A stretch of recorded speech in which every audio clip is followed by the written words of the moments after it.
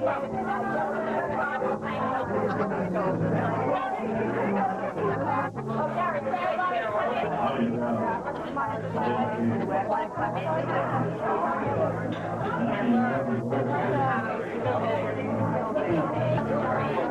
thing is on.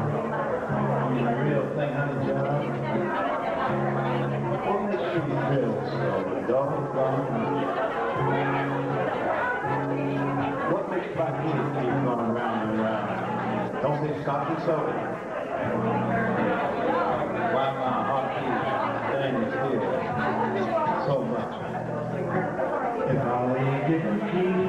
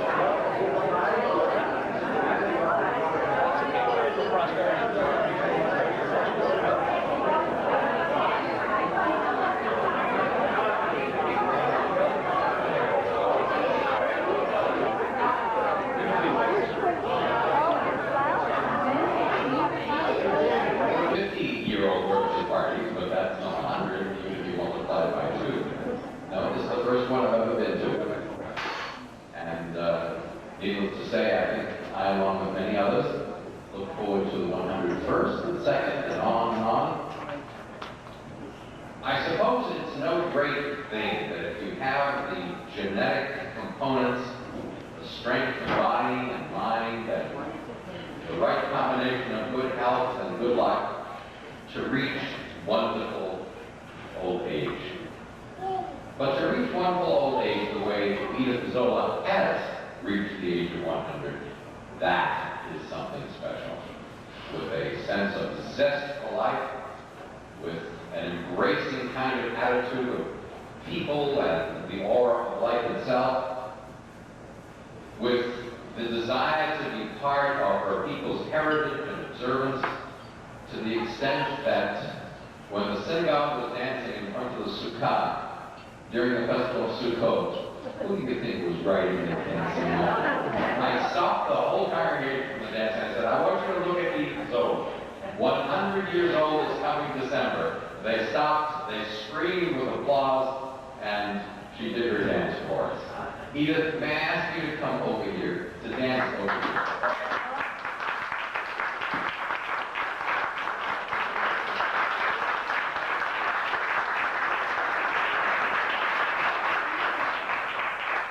I want to say this to you. I know that we were not supposed to bring presents. That was one of the orders.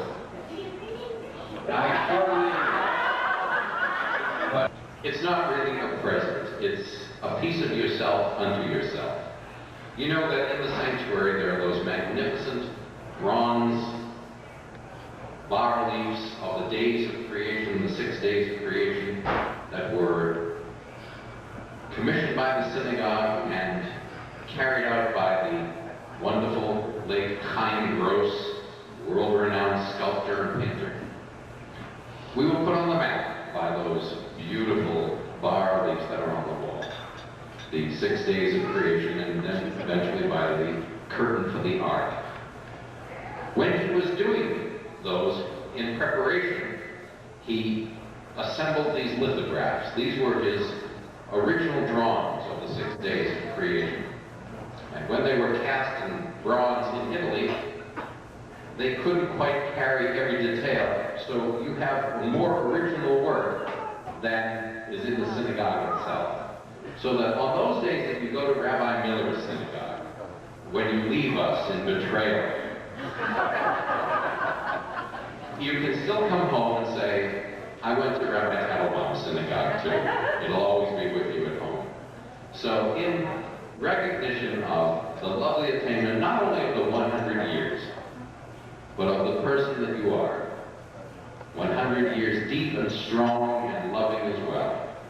It's my pleasure to ask God's blessing upon you. Yivarechecha Adonai v'yishmerecha.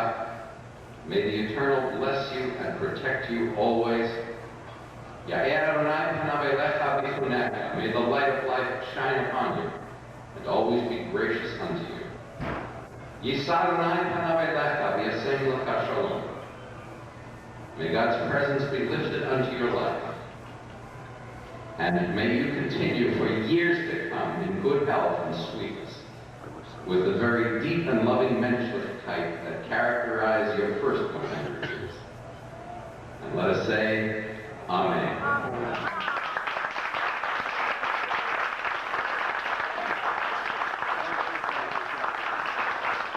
now we can all grab a piece of bread, and let's say the blessing together for the loveliness of our gathering, for the food which we are about to eat. Baruch atah Adonai, Eloheinu melech haolam, hamotzi lechem min haaretz. Praised are you, O our God, creator, power of the universe, who brings forth the sustenance of the earth. Amen. And let's all gather at the 101st.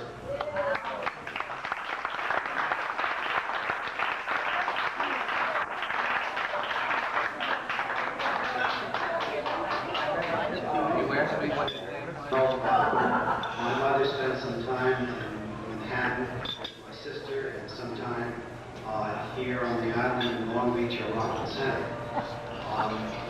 In Long Beach, she's been attending services at Rabbi Miller's temple, and I would like Rabbi Miller to come and say a few words.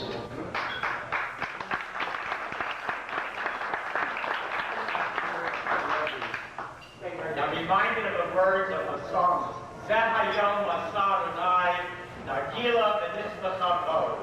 This is the day the Lord hath made. We shall be glad and rejoice on it. It is really a very special occasion when a person reaches the age of 100. But as Rabbi Teitelbaum has said, it's not so much reaching the age of 100 chronologically. It's reaching the age of 100 chronologically and looking and feeling as if she's past that age. And that is what Edith Zola has done.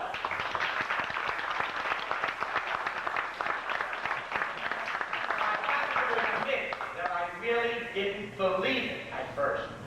when Edith told me she was going to be celebrating her 100th birthday.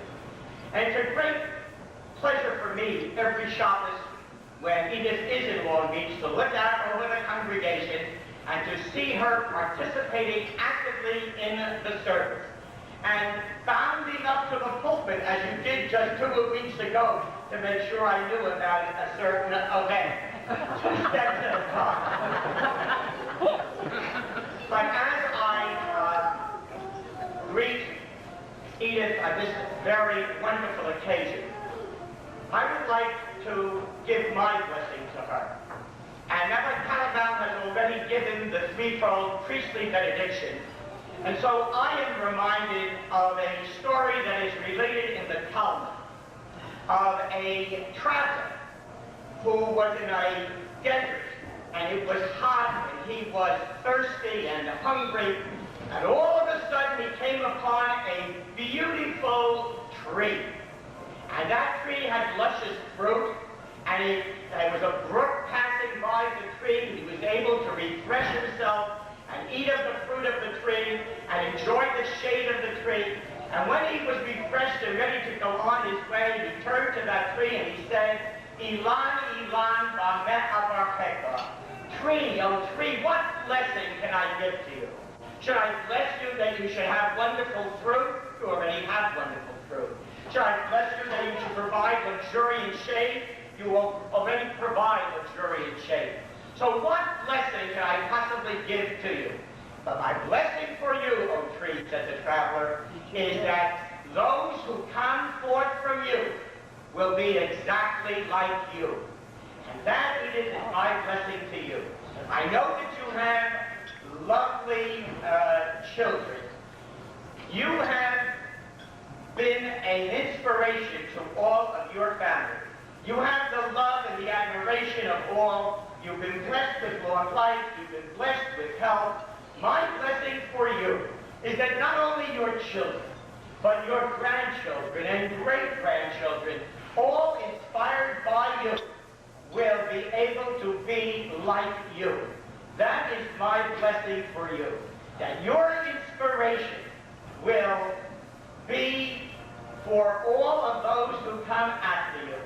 They have indeed been blessed to have a mother, a grandmother, great-grandmother like you, and I know that you will be a source of great nachas to them, just as your family is a source of great nachas to you. And I hope and pray that all of us will be able to celebrate together with you many, many more happy birthdays, but that we should be able to do so in continued good health, and that your smile should continue to illumine the room and the lives of your family and your friends on Me'ah V'Yasrim Shana until the proverbial 120 years, and then we'll see further.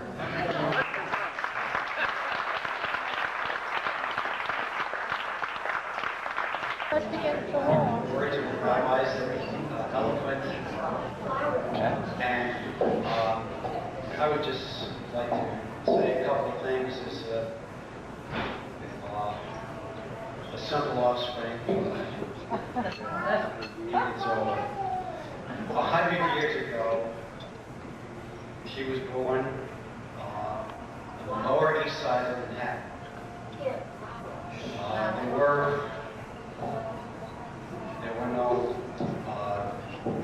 There was no radio, there was no television. People actually had to speak to each other in the evening. There were no cars, there were no planes. One of the great events that she remembered as a child was when they laid down cobblestones to cover the dirt streets. And as she grew older, things began to happen. Electric lights were put in the streets of the city.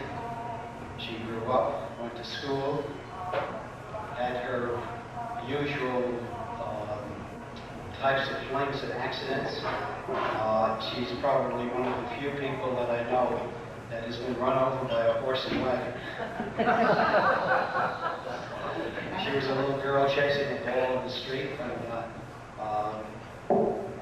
the wagon ran over her thumb. Times pass, lots of things happen. That's one of them. That's probably the best thing that happens to any woman who has given her life to her family. It's been a noble career, and one that she has enjoyed and lived fully. There wasn't any doubt or question about what she wanted to do with her life. She wanted to have a family and children and grandchildren, and these are the greatest pleasures that she derives in life. The material things seem far, far less important. Well, she grew up, worked, had to help support her family, and married my dad in 1921. And then about a few years later, she had a baby girl, and a year later, a baby boy. She's going to shoot you. And she has spent her life looking after her family, but not only her family, really anybody in need. She was always there if somebody didn't feel well, or was sick, or needed some help. She always gave of herself. She always found that her cup was half full and never half empty. She was the eternal optimist, and she could always find the good things in life, the good things in people, and sort of overlooked what was unpleasant and bad. And over these years, I'm sure that time has taken its toll on her physical being, but she never complains. She never complains about any ailments or any problems. She only looks forward to the good things and the happy things. Well, my dad died in 1963, and my mother, who lived upstate New York, came down to Long Island and lived in Long Beach. While she was living upstate, she used to come down to babysit for our children. She would take a bus, a train, a cab, and she would be there, rain or shine, snow or sleet, once a week, all the year through. She loved what she did, and she was, you could count on her being there as the sun coming up in the morning. Over the period of time, she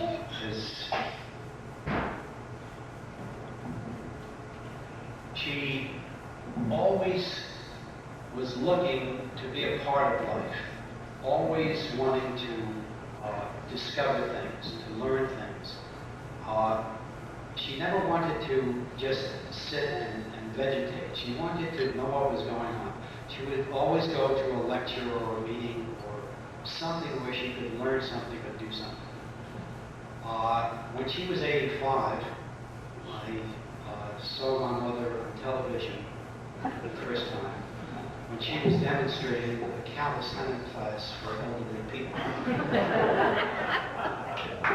That's the truth. Around the same time, she decided that she had to do something creative. Well, what was she doing? It wasn't too much. So she decided she would like to learn to paint. Now, I never knew in my entire life that she could draw. I had never seen that.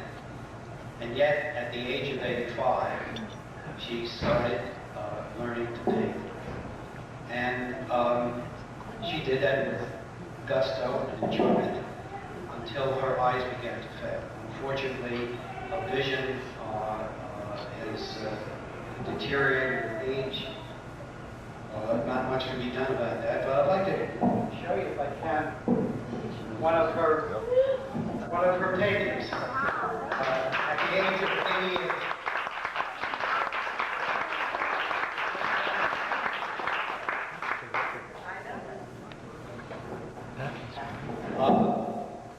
Of course, she did a few other things.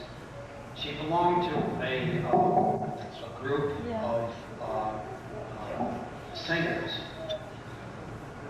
who would go around to old age homes and entertain elderly people. And she was part of that group for over 10 years. And she would always tell us how she was trying to help out these poor old people. And she did that until about the age of about 93. So, she's 100 today, and I thank God for that blessing. I hope that she's around a lot longer. She still has spirit. The flesh is getting a little weaker, but the spirit is still there. And I want to say thank you for being my mother.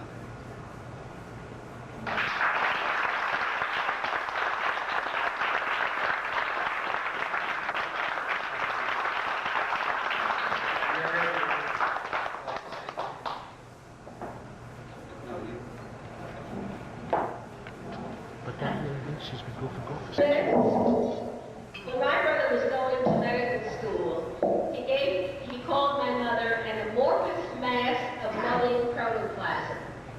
Well, she's not amorphous anymore, but she's still a mass of loving protoplasm. Everything my brother said, you know, she has the most amazing spirit. Nothing was ever too much for her to do if it involved her family. When she was 84, I went back to school to get a master's degree in something, and at graduation, it rained, and so nobody could come except 2 people because the graduation was supposed to be outdoors, and then only 2 people would come because they were holding it in the gymnasium. And my mother was in Long Beach, and I was in Manhattan, and I called her and said, "Well, Mom, it's pouring rain." I said, you can't make it." On the day of the graduation, at 7 o'clock in the morning, the doorbell rang, and there was Mom, dripping wet, saying, "Well, you don't think I missed your graduation, would you?" And she was 84 years old at the time. You could go on and on with story after story, but I can only say that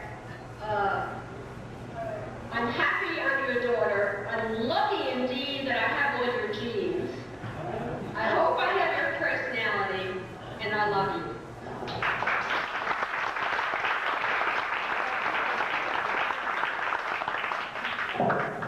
Don't give up hope. Food is on the way.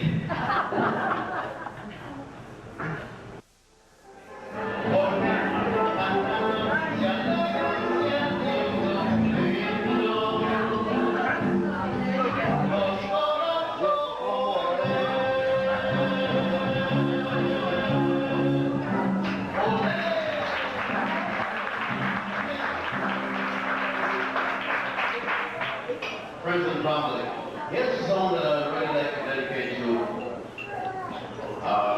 the lovely, she's settled for a while, right? That's all right, I'm going to do it slow.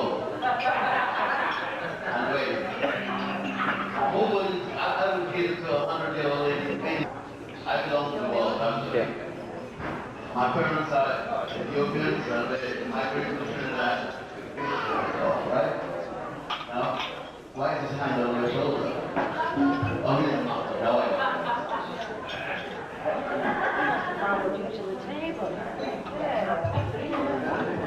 could ask you for a hand for the drummer, ladies and gentlemen, and the guitarist. The drummer doesn't move, but he really does his job. Oh, what a nice hand is supposed to match.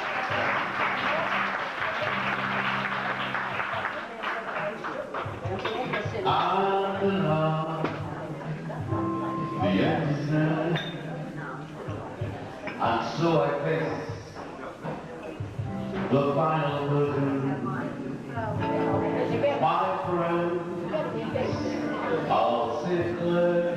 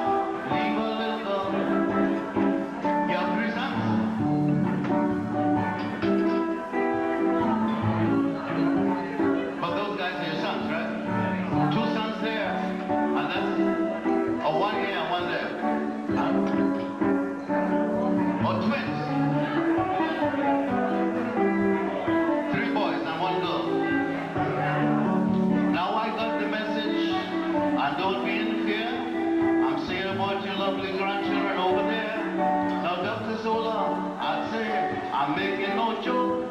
You kept on the tradition, you did very good work. Of course, Mama had two, but you had four. 3 girls and 3 boys and 1 girl, and more. You have more. Is it right? Only 3 boys, now I get the message like out of sight. Now I would say something without shedding tears. You remember Fred McMurray? For many years, he had 3 sons, but I'll tell you, and this is true, but I think you look very good and that's true. Obviously, without shedding tears, you know the 3 boys look like the 3 musketeers. But I'm sad to say I'm on my way, sing with me. Won't be back for many a day. My heart is down, my head is turning around. Got to leave a little girl in Kingston. Now here, 4 couples looking elegant, I see. They seem to be different, it seems to me. Now this guy, of course, I would never tell a lie. You have a honest face. How long have you been married? 6 months? Any babies yet? Oh, well, I didn't mean to shake you off, my little friend. Where I come from, we do things faster right to the end. I guess I would tell you, and believe that you see, in America it takes 9 months to have a baby. But where I come from, I tell you we have a really good start. What we do, we get 9 women to make it in 1 month. But I'm sad to say I'm on my way. I won't be back for many a day. You know me heart is down, my head is turning around. Got to leave a little gal in Kingston town. Hello, young man, are you doing something here?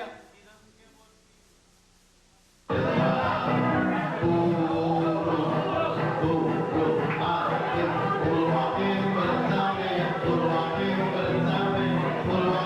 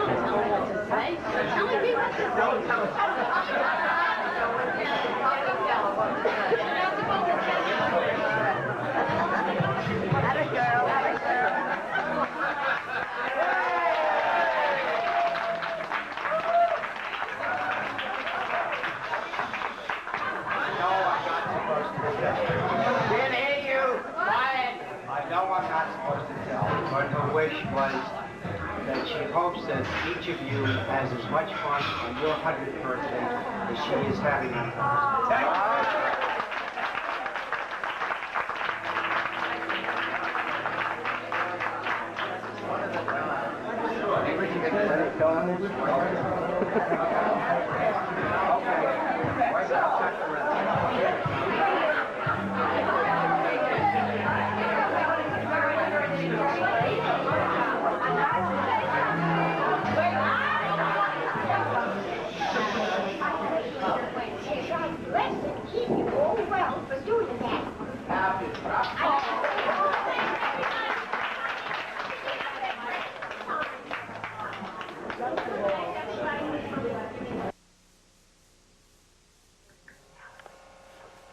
Very nice. Very good. And we send lots of special love. We send lots of special love. What's this? This is what we send. Yeah, want to see what it is? Pretty package. It's got little red hearts on it. No, I don't think so. You sleepy? Do you want to come down here? Come. Let's see. I don't know. Let's see. All right. Here. Oh my goodness. What is it? What is it's 100 chocolate kisses. Oh, cute. It is candy. That's a cute idea. What'd you say? It's a good idea. It's 100 chocolate kisses. Chocolate kisses. 100? Do you want to eat one? That's a cute gift. You don't want to eat I'll one? take one. Okay, take one for good luck. Yeah. Okay, there you go. The chocolate kiss. Something. That was. Okay, could you do these? Nice yawn there. Could you bring some of these to Oldemore? Gotcha. Hold the box. You Hold caught the me box, at honey. a weak moment. I did. Yes, when the wine Hold the and big the one. food and everything is taking its It's toll. I think our party is catching up with us. Yeah. Would you like some? Yeah, it was a great party. But everyone had fun. Wonderful. Greg, what'd you Bring think? the box. 100 chocolate Bring the kisses box. is a wonderful gift. Bring the Oh, box yeah. over to Papa. Can you bring Greg, the box? Rhoda? Oh, yeah. And Walter. Yeah. And Walter left? Yeah. Yeah. Dear Edith, congratulations on your 100th birthday. May you have many more happy, healthy years. Walter and I find it a pleasure to be in your company. We wish you the best. Thank you for inviting us to your party. Lots of love to you and your dear ones, Rhoda and Walter. Checks here, 2 checks here for $50 Is that the one that took? It's a picture frame of the invitation to your party. Oh, that's inside of it. Oh, that's a nice idea. Who's it from, though? Wait a minute. Yeah. Oh, Lord, Okay, it's got to be yeah, There's no card. Let me see. It's the invitation to your party framed in a gold frame. Oh, cool. Isn't that nice? Show it to them. Let me see, That's honey. beautiful. Show it to them. And there's no card. Ooh. Hi. Good thing it was inside. On your 100th birthday, with congratulations and best wishes for your happiness. To Edith, on this important birthday, as you're looking back in thought on all the lovely memories your 100 years have brought, it's good to share your heartfelt joy and wish you special pleasure as you recall with happiness the memories you treasure. Have a wonderful day. Much love. Lenore Haber, Lenore Haber and Helen Tannenbaum. Lenore and Helen? Lenore Haber and Helen Tannenbaum. Was there any? Oh, isn't that oh my goodness. Feel how beautiful and warm it is. Or the shawl. Wait a minute. What is it? Oh, it's a shawl. Like this. Like this. Like a poncho. Oh, that's pretty. Oh, that's Nice. beautiful. Beautiful. It's bluish green. There's blue and green in like, it. is it soft? Made in Italy. Like cashmere? Oh, It feels like cashmere. It's beautiful. Is there a label on it? Bloomingdale's. Made in Italy for Bloomingdale's. Pick it up. It's a nice thing. Dearest Grandma Zola, may this be a wonderful year for you, a time when all the things that really matter to you are yours. For you are a very special person and you deserve a year filled with many happy things. Happy birthday. All our love and best wishes for health and happiness until next year and all the years thereafter. Al and Randy Locke. Is that their last name? Okay. Oh, it's a beautiful gold gilt picture with pink roses with green leaves on it, and on the inside it says she's crying now. The Birthday Times by Voldemort Hallmark. is crying. Oh, it's like Molly. It says Edith Zola was born on Voldemort's Tuesday, crying out. December Listen to 15, this. 1891. And in the headlines, on the day that you were No, born, go kiss her. Listen to this. On the day she was Thomas Edison is granted a patent for the first meaningful radio device. Northwestern Miller publishes appeal for flour to send to starving Russians. Edison's patent means of transmitting signals without the use of wire. Wall Street office of Russell Sage dynamited. Extortionist asks 1.2 million. Wow. This day in history, on the day you were born, the first law college in America is established in 1791. Sioux Chief Sitting Bull is killed in South Dakota in 1890. Alex, stop it. Quiet. These are nice to have on tape, you know, the events of 100 years ago. Right. The U.S. announces it will establish full diplomatic relations with the People's Republic of China, 1978. Okay, I guess on December 15th, in these different years, that's what happened on your birthday. Did you say it's from? I forgot. Randy? Schwartz. Nanny Schwartz. Okay. Okay, the people who share the birthday, your same birthday. In 1832 was Alexander G. Eiffel, the engineer of the Eiffel Tower. In 1888 was Maxwell Anderson, Pulitzer Prize in Drama. 1892, J. Paul Getty, oil man billionaire, had your birthday. In 1906, Betty Smith, who's an author. 1922, Alan Freed coined rock and roll. 1933, Tim Conway, comedian. Let's see, and the winner is painting. Vase of Tulips by Gauguin. Books. Adventures of Sherlock Holmes by Doyle. The Picture of Dorian Gray by Oscar Wilde. The Light That Failed by What? Boxing Heavyweight with John L. Sullivan. Kentucky Derby winner with Kingman. British Open with Hugh Kirkcaldy. Then it says over coffee. Gold Rush to Cripple Creek, Colorado. Poverty Gulch hits pay dirt. George M. Cohan made stage debut in Pepper Bad Boy. Women wore divided skirt and knickerbockers, bloomers for biking. Cause to stir. Hatfield and McCoy feuded after 9 years with a marriage. More soda fountains than saloons in New York City. Women of her age.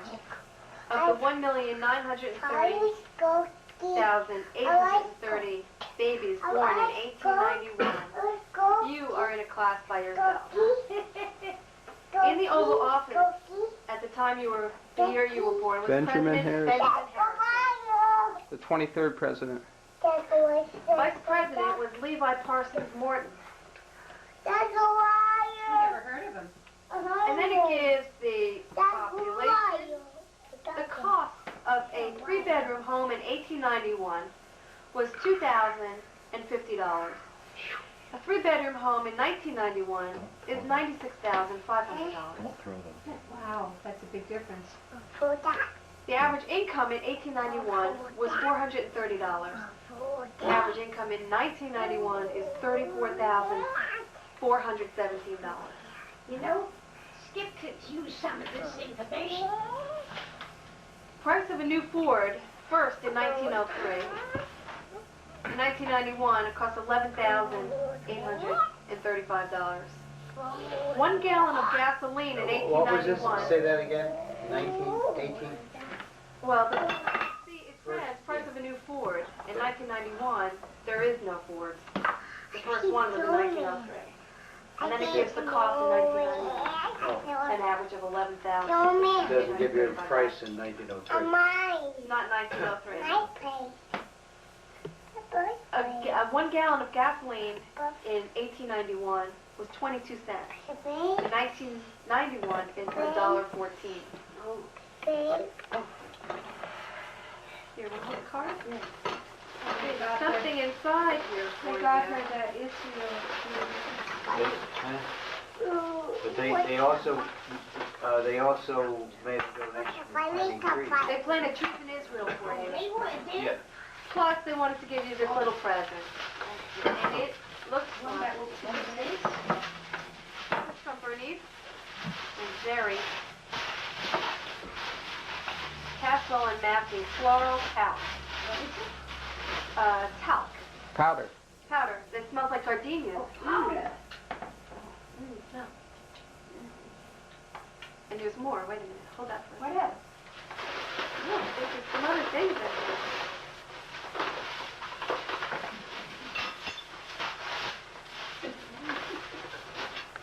Oh my goodness. Is this perhaps for you, Evelyn? No, Caswell and Massey. Gardenia perfume. You're going to smell like a gardenia. You're gonna smell like a gardenia. Oh. You want to try some? Well, you can't smell it. I don't want you to try it. I'm gonna smell like a gardenia too. That was sweet of them. Yes. And there's more. Jerry and Bernice. Excellent. And then this looks like something else. Let's see. Cute idea, huh? Oh, lotion. Body lotion that smells like gardenias too. From Bernice and Jerry. Smells like a gardenia. Yeah, so you got the lotion, the powder, and perfume that smells like gardenia. Wow. Very lovely. That's Ash, right? Bernice and Jerry Ash. He's thought of so much. Happy birthday. Dear Grandma Zola, I hope your day is filled with excitement, love, happiness, and much joy. Who's this from? We are so happy to celebrate your birthday with you. Love, Jetta and Norman Meyerson. Remember Jetta? They're friends of ours. Yes. And they give you a big t-shirt. It's That's a big adorable. t-shirt that says 1891 to 1991. The first 100 years are hardest. Respiratory medicine in honor of your 100th birthday from Arthur and Lucille Weiss. Oh, Isn't that nice? They live in Long Beach, and their address is on here. Well, save that They address were for very me. nice. What was They the were gift? very nice. Yes. Congratulations. I hope your birthday brings you joy and happiness to spare, with many years of health ahead, because you see I care. My love and kisses on this day. Be well and happy. Love, Grace. Grace. Yeah, Just a card. that's the card, I didn't she write what she did? She gave a donation. Did she say that? No, she just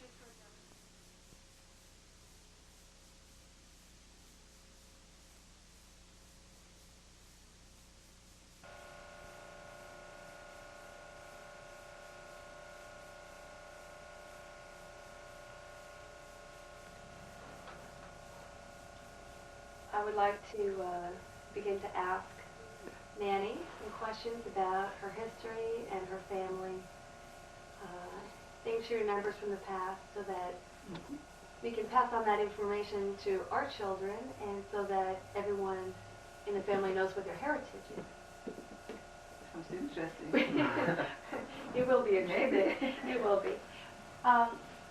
We're interested in knowing when you were born. I was born in November 1903. November 19th, 1903. Yeah. And what town were you born I in? was born in a small place they call Herre. It's Herre? just a small place, yes. And I was born, we didn't have a doctor, I had a midwife. A midwife? Oh, really? And I was just wondering, how many brothers and sisters did you have? I had we were 6 children altogether, 3 boys and 3 girls. And my oldest brother, and then I was the next one. You were the second one? Yeah. Yeah. And could you tell me what their names My are? oldest brother was Thor, Thor. yes. And of course, my name is Bergljot, which is hard. Yes, I'm glad you pronounced it because it is hard to read and wonder how to pronounce. Yeah. It's a pretty name. Well, it is probably hard for American people to pronounce. Yeah. Then my next sister was Hjördis. Hjördis. Hjördis, yes. And then Magnhild. Magnhild, who you met. And then a brother, Håkon. And the youngest ones were Halvor. Halvor? Yeah. And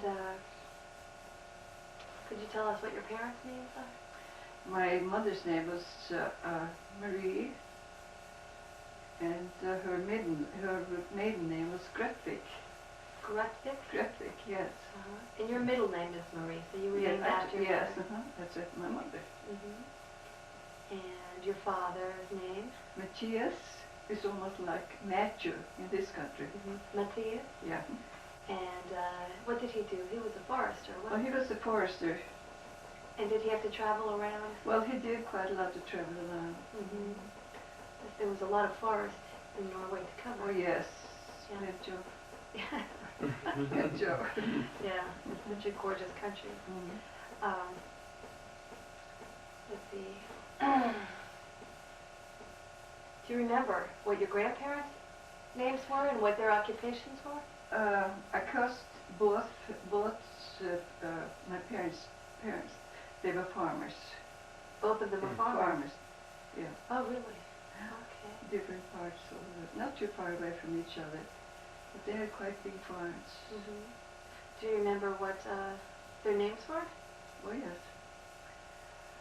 Of course, my father's name was Cillian. Cillian? Yeah. Was his last name? Cillian, yes. And my father had 2 brothers and 4 sisters.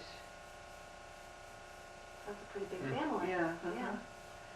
And on my mother's side, it was, she had 2 brothers and 4 sisters. So big families on both sides.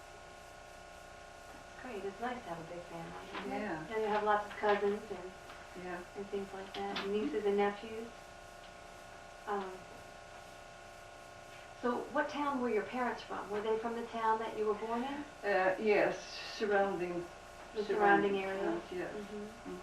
And you went to school in that town too? First we went to a smaller school where I lived because it was a small place. And after we got a little bigger, we moved to Skien. Skien, Yeah. yes. Where it was bigger, more schools and things like that.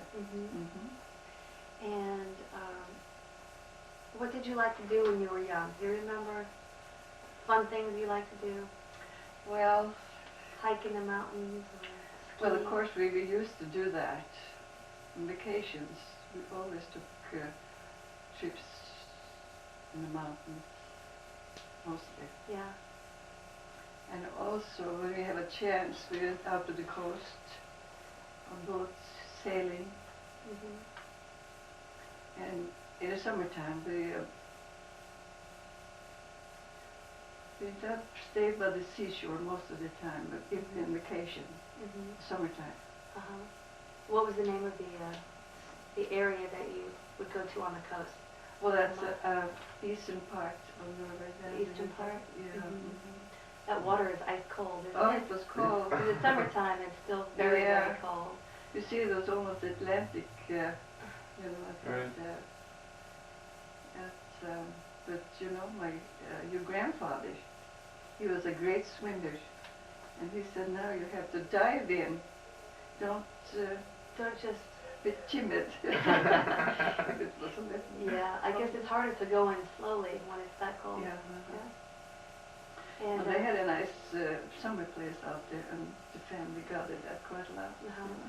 Yeah, oh, that's great. Yeah. You remember that? Yes, when we were in Norway in 1976. Mm-hmm. My family yes, I remember. traveled over Yeah. to Mariekollen. Mariekollen, yeah. Yeah, it was beautiful. Very rocky shoreline. Yes, very rough, but it was beautiful. Very rugged country. It was gorgeous. Now, could you tell me, how did you meet Papa? How did you meet them? Were you in school or were you working? No, I was working that time. Mm-hmm. Actually, I was just finished school, and I was working. Well, actually, I wasn't hired there, but some friends of ours, they had a shoe business, Mm-hmm. and they asked if I'd come up and help. Oh, so you were working in And there? I was working there for a while, and Arne at that time had been in, and To buy I shoes? waited on him, but I didn't know who he was, and he didn't know who I was. Mm-hmm. But that was the first meeting. That was the first meeting, but I didn't know it until later. We were going to a festive, Midsummer Night. Festival? Yes. Yes. And I had another date that time. Uh-huh. And I met Arne then, and I was introduced to him right there. And then you remembered him from the shop? From the shoe store? I didn't, but he remembered me. Oh, really? And he said, I'm going to marry you. He said it that day? Yeah. And of course I said, oh, you must be kidding. I was just met him, And he knew. And the funny part of it, he took me home, and I forgot about the other dates. That's fantastic. Yeah. So it must have been the first date love wasn't it. very serious, Yeah. No. But it must have been love at first sight for him if he knew he was going to marry Well, you. I know myself after I was introduced. After you I talked to said, him. that's one. Isn't it funny how you just know it when you meet the right one? That's a funny story. I never knew that. Oh, that's great. Now, could you tell us a little bit about how long you dated Papa before he decided that he wanted to move to America and find work? When I met him, he was just finishing up in college. Yeah. And he didn't, at the time, the times was pretty rough in Norway, but employment. Hard times, Yeah. yeah. Well, was And he he studying a particular subject? Yeah, engineering. Engineering. Mm-hmm. Yeah, and it was hard to find a job there in the country. It was hard, and his father probably could help him a little to find a job. Yeah. But he was very independent, and he said, well, I'm going to take care of myself. And what did his father do? What was his family like? His father was a mayor? Well, of at that time, he was a mayor. Uh-huh. But he started out as a congressman. Pardon me. I think the first time when he married, he still was a congressman that time. Mm-hmm. And he did that for a while, and then he became the mayor. Oh yeah, after he resigned, after he yeah. was through that, he was elected to mayor of Pushkin. Mm-hmm. And he was until he, as long as he lived there. And so Papa grew up in a fairly big family too, Yeah. didn't he? He had brothers and sisters. You mean Arne's father? No, Arne. Arne's, yeah. Arne's, Yeah, Arne, yeah. Arne had. He had 2 brothers and 2 sisters. And what were their names? One brother was Oddmund, and the other boy's name was Helge, Mm-hmm. and then it was Sigrid I and remember. Robert. Yeah, I remember. I met them when I was over there. Yeah. And, let's see. So he decided he was independent and wanted to find work, and he heard about America, and it was the land of opportunity. Well, at I the suppose time. that's about it, you know. Yeah. And so how did he get to the United States? Well, actually, he couldn't get to the States right away because it was quota. It was a quota? Yeah, you had to wait and wait. And he was kind of anxious to get going. So he got over to Canada. Did he took a boat to Canada? A ship? That Did you- I probably took a ship maybe. Yeah. And then he worked there. He and another friend, they came over together. They worked in Canada doing what? They worked in Canada. They had to take anything they could. They worked on a farm, pretty rough. And it was very, very hard work. You get up very, very early in the morning and work until dusk, he told me. Yeah, that's a long day. That's hard work. But after a while, he had a chance to go to United States. So that was wonderful. So he applied for a Yeah, what the was it called? consul. A work permit for the United States. Yeah. Well, he got the permit to get to United States. You know? And he went to Canada, to California. California. Do you remember where in Canada? What part was he in? Calgary? Calgary? Yeah. He was in Calgary. Mhm. Oh. I So went he was in the western part Yeah. of Canada, and then he went to California. Yeah. And how did he get from Canada to California? On the ship. On a ship? He took a Pacific job Ocean? on the ship. So what kind of a ship? Do you It was a remember? luxury boat. Oh, a luxury liner. Yeah. Oh, that's the way to go. Travel in style. Well, according to him, it was just fantastic. Yeah. Oh, it must have been wonderful. So it was a good experience for him too. Yeah. But he didn't want to be sailing on a ship Oh no. wherever he No, wanted it was to just settle to, down. to So get to just get to to get to the California. States. Yes. So he worked his way over on a ship, and what did he do in California when he got there? Well, that was a problem because it was nothing to be had. What year was this? That was in 1923. 1923, when he left Norway Yeah. and came to Canada and then moved on to California. Between 93 and 94, you know. 23 and 24. 24, yeah. So he was in California for a while, and He really didn't want to stay in California because he had his eyes on a job with General Electric in Schenectady, in New York.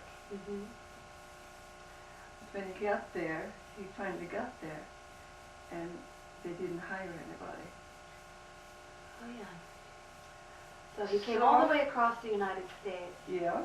We don't know how he traveled. Well, that was by train and imagine. Yeah, train Yeah. the whole way. Mm-hmm. Oh boy, that's a lot of traveling for one person. He did Across a lot of traveling. the ocean and then down Yeah. to another continent, across the United States. And so he arrived in Schenectady. Then and he was- learned in Schenectady, which he has some friends over there. Mhm. Was friends of his mother and father. Well, it was good that he knew some people. Oh, yeah. So they spoke Norwegian and Oh English. yes, yeah. Well, of course, he spoke English Mm-hmm. very good, and Mhm. also German. Oh, really? Mm-hmm. And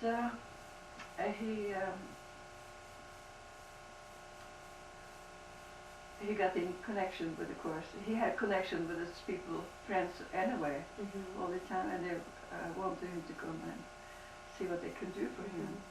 So he kept in contact with them Yes. the whole time that All he the was time, yeah. Mhm. coming over. And so when it didn't work out that they couldn't hire at General Electric, Well, he had to What find did he do? something to make a living. Yeah.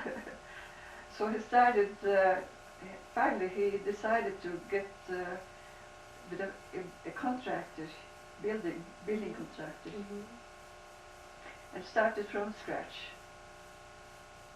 but it didn't take him long, to learn. And he enjoyed the And kind he of work. found it quite interesting. Mhm. And he stayed with him for probably a couple of years Mhm. to know the whole thing. And then he learned the ropes. Huh? Yeah. Yeah. And then he started for himself. So he was very independent, wasn't he? Well, he was, and he could do it. He had the He had knowledge. the confidence and the Yeah, knowledge. all it And was the engineering training in engineering, yeah, that Mhm. helped. and drawings and things like that. Yeah, he was a perfectionist, wasn't he? Yes, Very exact. And he was a perfectionist. That's right. not so easy to live with a perfectionist, is it? No. Oh. So when did he send for you to come over? What year did you come over? Well, we had enough money. When you saved money in Norway? I had money, little bit money, and Uh-huh. he had also money to help me. So he sent the money over so that you could get your He had the passage tickets. over? He sent the tickets. Oh, he sent the ticket over. Oh. So then you came over I came over, all by yourself? all green, Oh, very green. Yeah. Language. Only speaking Norwegian. Well, Were there other Norwegian had- people on the ship that you could speak to? Oh yeah, I came over with a Norwegian ship. Oh, it was a Norwegian ship. I came over with Stavangerfjord. The It was a very, very nice ship. So Papa made sure that you came over in style, huh? Yeah, well, As much as he could. it was very nice. Mhm. Very nice.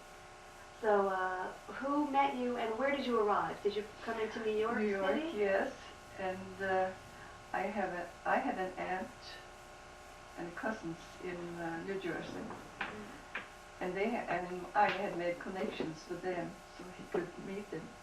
After he went down there the day before and stayed there until the next day, Oh, and then he came with and you. then he came to meet me on the boat. And that was exciting. It was exciting. So you made a big sacrifice to leave your family. Well, In the of name course, of but love. when you're young, You're adventuresome. adventure, Yeah. and I was very eager. And how old were you? I was 22. 22. And ready to explore a new world and get Oh. married. Oh, I know. So when you came over, you weren't married yet. No. He met you, Yeah. and then where did you go That- from there? He took me to Schenectady, and I stayed with his His friends, friends. his mother and father's friends, Hmm. and I felt like home. That was nice that they made you feel comfortable. And they had a couple of college-age sons. They had, yes, just in school that time, and I'm sure they didn't mind having a beautiful Norwegian woman in the well, house I with don't know them. about that, but they enjoyed having me in there for some reason. Yeah. And the boys thought it was fun to speak Norwegian. They didn't speak much Norwegian, but Because they had already they tried it, yeah. The mother and father, of course, did. been Americanized, yeah. Mm-hmm. And I wish I had a handkerchief. what's that? I wish I had a handkerchief right now. So Nanny, when you were living with that family in Schenectady, Yeah, and they treated you very nicely, they wanted to help you find a job. yeah. Well, Or to find start when they kind of- wanted to get acquainted Yes. and show me around a little bit. And they want- Schenectady. Yeah. And I'm sure they wanted to help you learn the language. Yeah. Mm-hmm. So what did they do? Well, of course, Arne too read with me for a long time, English, Read English, yeah. and to get me better acquainted. Mm-hmm. Well, that was. And I tried to read books and newspapers. Mm-hmm. Was it easier to read the language than to speak it at first? I think so. Yeah. Mm-hmm. And after you got a little bit more acquainted with the language, and you've been living there for a while, did Yeah. you? I was anxious to get some work. Yeah. Mm-hmm. And so how did you go about finding Well, a job? And I really didn't have too much effort because the people I stayed with, they were so helpful. And they had a lot of friends, quite well to do or not well to do, but prominent. Really, some, you know. Very prominent. Yeah. So I was anxious to learn a little bit more about cooking and things like that. Because at this point you were still not married, right? No, I wasn't married, but I was engaged at the time. Oh, yeah. so you knew you would soon be married. Yeah. And what was the best way to get some skills cooking and cleaning and learning about how to keep a home? I should try to get in a big household where I could learn also cooking and also language, you know. And you would have an opportunity to practice Yeah. your English to be with with other people. people that could speak English all the time. Yeah. Well, that was And a that smart thing helped to a do. lot. That helped a lot. Yeah. Well, that's great.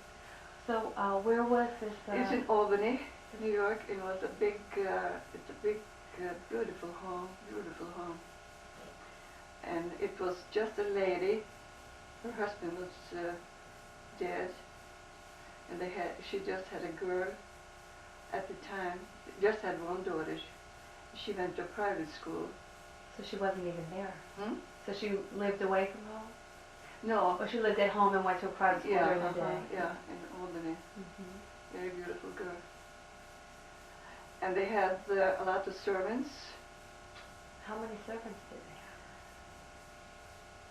Well, they had the waitress, the cook and kitchen maid. And they had the waitress and parlor maid. And ladies' maid. And also maid for the young girl. And upstairs? Yeah, upstairs, yeah. And they had the chauffeur and gardeners. Wow. They must have been very, very wealthy at that point. They were millionaires, really. And you said they had other summer homes? And They had summer homes up in Westport, New York. And they had also a place down in Long Island somewhere. I never went there. But I went to Westport. You went to the Westport? Yeah. That's a beautiful place. Oh, I bet that was beautiful. And so what was your position there?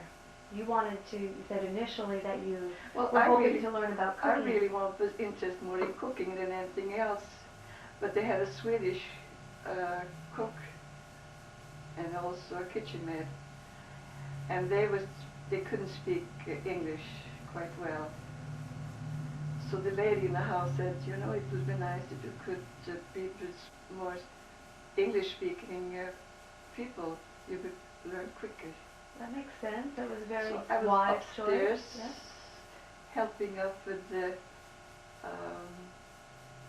ladies. Getting them ready, taking care of them. And it really was delightful. Not a bad job, huh? A nice environment to live in. And you got along with all your co-workers? Yes. I'm sure you did. And so, at that point, when you were working, did you get to spend much time with Papa? Well, I had 3 times, a couple of times a week, and Sundays. So then you would meet and go... So he'd come and pick me up, and we went to Schenectady, or took me other places, so I can be acquainted with the towns and so forth. And what kind of things did you do for fun that you enjoyed doing? Well, really, it wasn't an awful lot of things we could do in a short time. Picnics, maybe? We went, pardon? Did you go on picnics? Oh yeah, in we went to summertime? picnics in summertime. And of course, we went to movies and theaters and visiting friends. And took boat rides. Yeah. And small trips when I had the time off. Oh, that's nice. And then, so, you did that for a while, and then you got married. What year did you get married?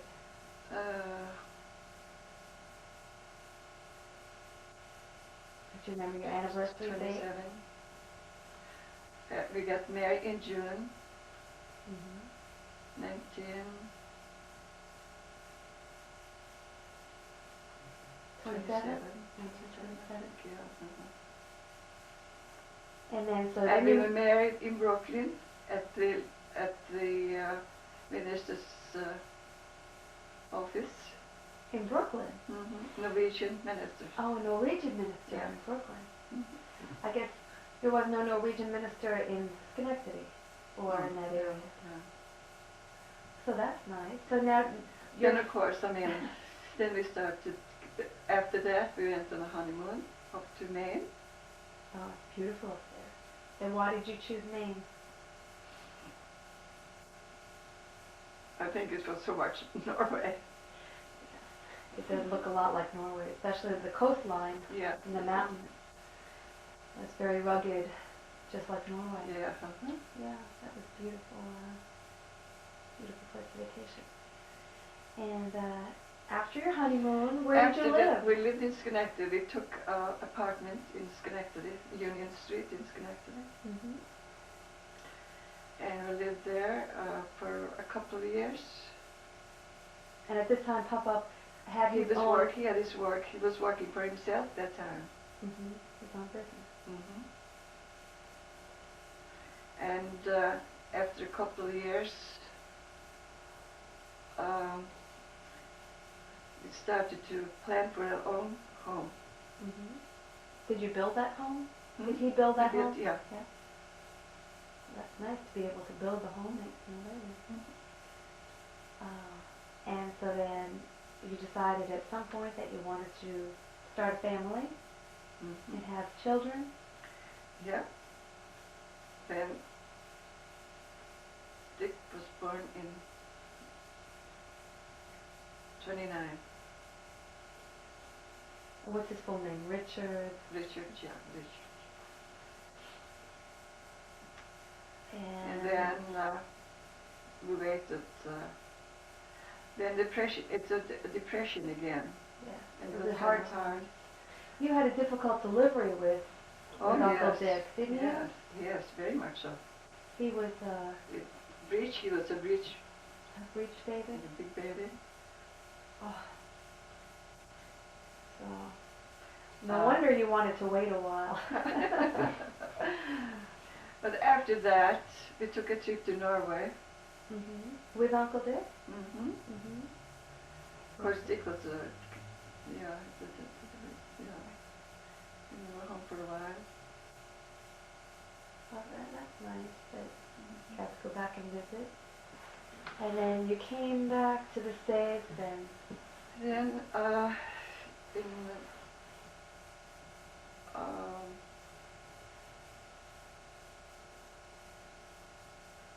and Ingrid was born in 1935, so did quite a distance, you know. It was 6 years Yeah. apart,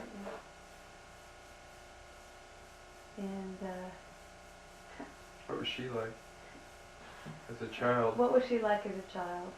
Pardon? What was Ingrid like as a child? Oh, she was very easy to take care of. She was a good child. She was good. She didn't get They into, both were good children. She was good. Ingrid didn't get into trouble. Once in a while. Well, let's see. So then they grew up in that area Yeah. in Schenectady or Winneskill or Actually, Snyder Lake. in Winneskill, they grew up in Winneskill. Winneskill. Because Ernest changed location because he bought some land in Winneskill and he started to develop more, you know. I see. And of course the children went to school there. And Mom says she loved growing up there and being nearby a lake. And Well, yes, it was very nice, you know, country-like. And the children had nice playmates and it was very nice schools over there. And they enjoyed that.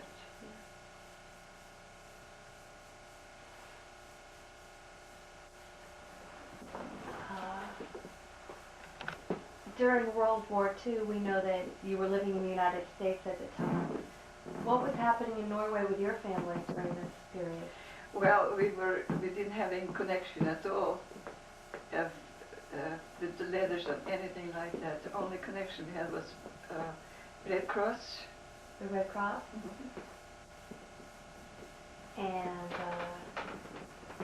And we really didn't hear too much about it. You know, we didn't get the whole facts. you didn't get all the facts. But we couldn't get in touch with them. Couldn't get in touch with. Except that, All her relatives. yeah. Oh, you couldn't get in touch with them. So during that time, I'm sure you were worried about what was happening over there. Yeah. And Of so course, after the war, you got to go over to Norway. After the war, After the war, you went with Arne we to went Norway. home. We went home, and of course we found out what happened. Well, in the meantime, we know it was very hard in Norway to get food, clothing, everything. So we sent a lot of packages, food packages and clothes packages. I collected a lot of stuff. And you would send it over during the war. Yeah. And what did they tell you when you got there after the war ended? Well, they told me really how rough it was. They had, I know my mother said they had to walk miles to get a quart of milk. Really? And if they could get anything on the black market. Black market. Mm-hmm. Of course, that was so expensive, most of them couldn't afford it. Mm-hmm. If you had money, they could buy anything. Yeah. So the Germans had taken over Norway, I think in 1941 or 2. Yeah. And they take over someone's house, or? Did they? Well, they take over what they could, really. And so many people they left Norway to get to Sweden, get over it, where they were safe. And in the meantime, the Germans, they got into the houses and they took whatever they could at the time, you know, valuable things. Mm-hmm. That's terrible. Now Arne's father was Well, he was very much in the underground. involved, right? He was involved. And so was my brother. But he was caught and was sent to a concentration camp. Your brother? Which brother? My Håkon. Håkon was. Mm. And the house had a porch that they hid things in. Is that right? The porch that lifted Well, did you hide any valuables. people or valuables? Well, yes, it was hard. But of course, a lot of people had, I suppose, tried to hide what they could, you know. Mm-hmm. Daughter Ingrid has replaced Lori as our commentator here, and is going to ask just a couple questions about what happened during World War II, and then kind of lead us in through the 50s and 60s. So take it away, Ingrid. Mother, Arne's mother and father lived in their home in Porsgrunn, didn't they, during the war? And I understand the Germans occupied his home Yeah. during that time while they were living there, correct? While they were having dinner around 2 o'clock, as they usually have dinner in Norway. They discovered German soldiers was surrounded the house. Mm-hmm. And they came in and they wanted him to come up and show It was a radio tower? radio, Tower? yeah, radio tower. Mm-hmm. And if he refused, they would blow it up. So he went with them up. And I can't tell what happened. I really can't. But wasn't he working with the underground at that time? No, they just invaded Norway at that Right. time. But didn't he eventually work for the underground? Yes, he did. Yeah, but you say they were invaded all of a sudden from Germany. But they got together, and it wasn't long before underground was very active. Uh-huh. Now, didn't you tell me that he smuggled radio tubes in a fish? Yes. Uh-huh. Mm-hmm. To They the went out underground. fishing. Mm-hmm. They had a place out by the coast, Mm-hmm. and they caught good, a lot of fish, Mhm. and he had the secrets to friends And did they have, on the staircase going upstairs, you told me something about a hideaway? oh yes. What did they hide there? Did they hide people there or just their They had lots of secrets going on there, something nobody could see, I guess. Mhm. Get told. Now, wasn't he awarded something from the king after the war? He got the King's Medal, gold medal, Like a medal of honor here in this Yeah. country? Mhm. for his work for Norway. During the war. Now, what about your parents at that time? Well, when they the were Germans still in invaded? Skien, and they had to leave the house too because it was too much going on around there. And but another family, they went right up in the country. To the They mountains? stayed there for months. Mhm. When they came back, was Called it everything... to wife, they have been around the house, taking what they could. So they lost a lot of possessions. Yeah, at all time. Mhm. And also Arne's sister, who lived in Oslo, she had to leave with her children over to Sweden to be safe. Why? Well, Olaf, her husband, of course, was in the Air Force, and he was sent over to England. Mhm. So she was alone with the children. Well, how did they get there? Well, they got through help in a big truck over to the The border? over to the border. Was Yeah. there a lot of snow at And that it time? was winter time, and it was rough. Mhm. The children were small that time. Hmm. And they were over there. They stayed there until the war was over. Mhm. Yeah.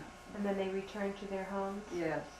When they returned to home, most of it was gone. They had lots of nice things. They had a nice home. Mhm. Silver, beautiful furniture, old furniture. It was taken. Hmm. Or Dick went to Syracuse University, Yes. and he studied, what did he study there? Well, it was just the first year. Architecture, was it? But he wanted to take architecture, but I guess it was quite rough, Mhm. so I don't know how far he got to that. Well, during that time, he met Joan and married Joan. Yeah, And how many children did they have? They had they have 3 children. 3 children. Dick has 3 children, boy and 2 girls. Mhm. And then I went to Green Mountain Junior College about 5 years later for 1 year. And then I transferred over to Skidmore College in Saratoga Springs to the Right. School of Nursing. Yeah. That was a 4-year baccalaureate program. Mm-hmm. And during that time I met my husband, Skip, who was a resident at the hospital in New York, University Hospital in New York. Yeah. And we eventually married and had 4 children. And What are their names? let's stop and think about that, right? Lori, Yeah. Greg, Brad, and Robbie. And Dick's children's names. Dick's children's name she mentioned. No, she didn't. Oh, she didn't mention? We need the name. Dick's children's name, Julie, Sharon, and Rick. Yeah, that's Rick. right. And they're all married and they all have their children now. Yeah. Julie has 2 children and another one on the way within a month. Sharon has 2 little girls. And how many children does Rick have? 6. 6. And I have 2 married children. And Lori's married to To, David. what's his name? And of course little Alex They have is here. Alex. Who's 2, Right. almost 2. Yeah. And Brad and Tina married in June down in Florida. And that's the extent of it so far. To be in different homes in I that left in Albany different area. homes because he moved, and sometimes it was vacant for a while. We said, let's move into that house because it is so nice. And we did have 3, 4 different places. And we remodeled them. Yeah. And when he had more work, and when he had a lot of work, I always helped him with different things like picking out wallpaper and fixtures and things like that, painting, color schemes. The last house you moved in was an old farmhouse. Well, then we saw an old farm. We thought it would be nice to live. It was a colonial. It was a sort of a rundown, but we liked the location and had good lines.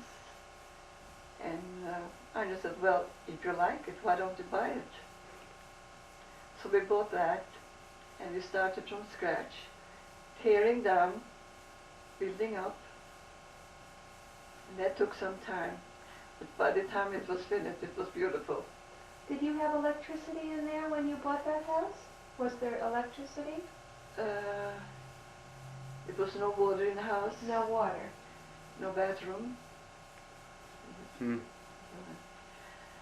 And we had it's electric, but it was very, very little.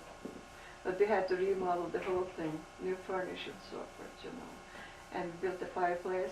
It was a big living room. It was nice. You had a nice piece of property with it too, with beautiful trees. Yeah, they had an old kitchen in the back there.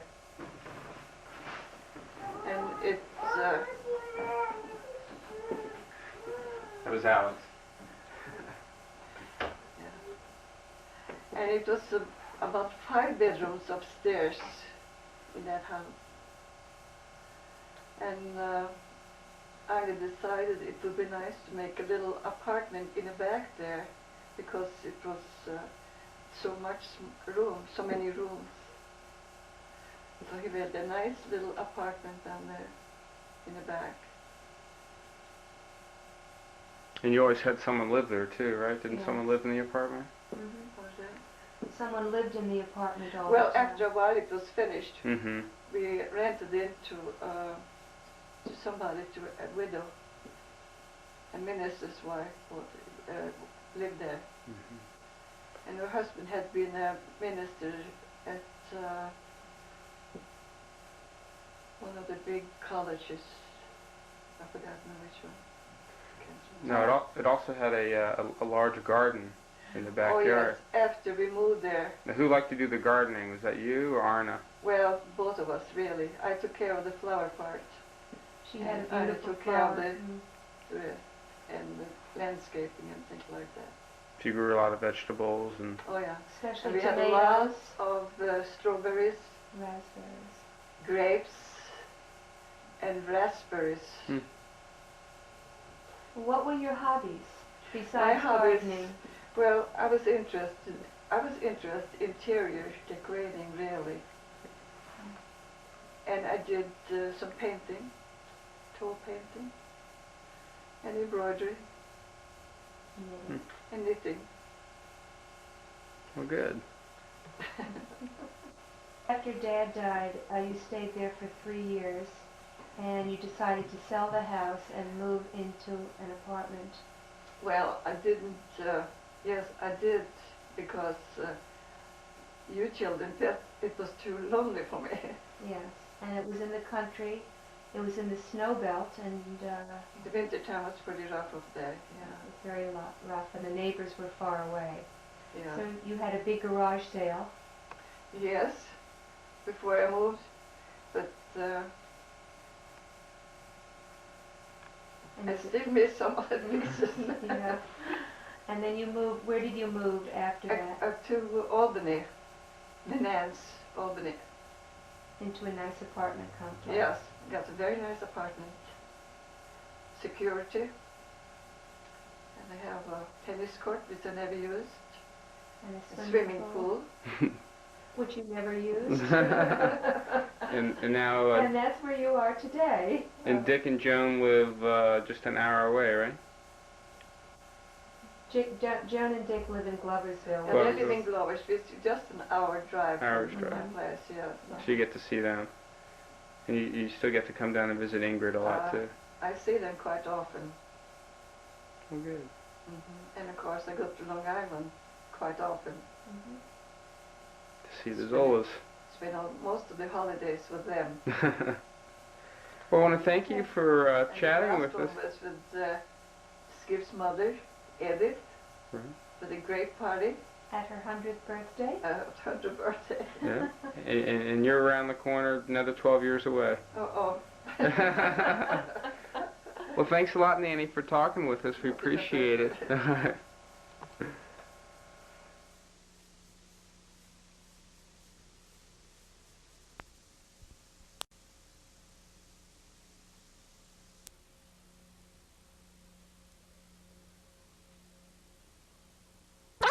We just don't have enough. Russia predicts as many as 50 million people could be